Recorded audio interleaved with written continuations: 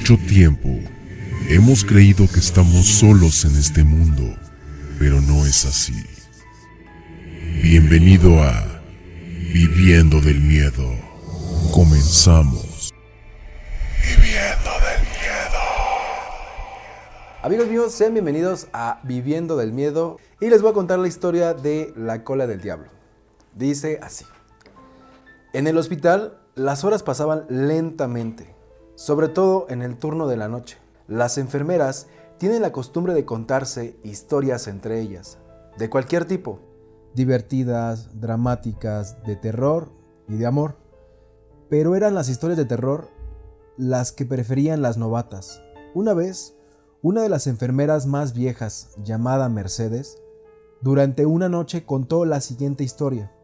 Hace mucho tiempo, en la década de los 70, tuvimos como paciente a un anciano de unos 80 años, el señor Moore, que llegó al hospital con un cuadro agudo de peritonitis.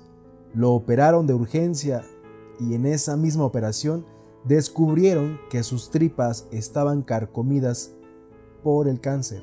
Los doctores cerraron la herida y luego lo pusieron en la sala del pabellón 3, donde generalmente van a parar los pacientes que ya no tienen más remedio. Nadie quería atender al señor Moore.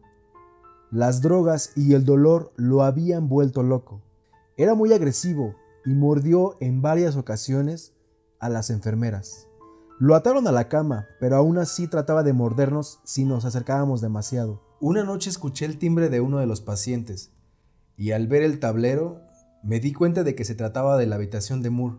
Como yo era la más novata de la nueva generación, generalmente me mandaban a mí, por lo que no tuve más remedio que ir a ver qué era lo que pasaba. Pero cuando llegué a la habitación me encontré con una sorpresa. La cama de Moore estaba vacía y había sangre en el centro de las sábanas. Había mucha sangre. El paciente que compartía la habitación con él era quien había apretado el timbre para alertarnos. Salí de la habitación para buscarlo y de repente me sentí embargada por un terror inexplicable. Un terror que me sacudió de pies a cabeza. Ustedes saben que el pabellón 3 es un lugar de por sí terrorífico. La gente se muere ahí todos los días. Se escuchan lamentos, llantos, gemidos.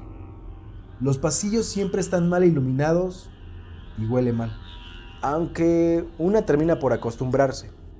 Miré hacia abajo y vi que un rastro de sangre se dirigía hacia el elevador. Seguí el rastro con la mirada y al llegar al extremo del pasillo donde hay una curva, vi que algo se arrastraba sobre el suelo.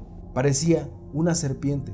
Al principio pensé que era una serpiente, pero luego con horror me di cuenta de que se trataban de las tripas del señor Moore. Se le había abierto la herida y arrastraba las tripas como una horrible cola de unos 10 metros de longitud. Se tambaleaba en dirección a la puerta abierta del elevador. Con aquella asquerosidad, siguiéndolo, corrí hacia él y resbalé en la sangre del piso. Y creo que fue una suerte, porque cuando el señor Moore se metió al elevador, se dio vuelta y me sonrió.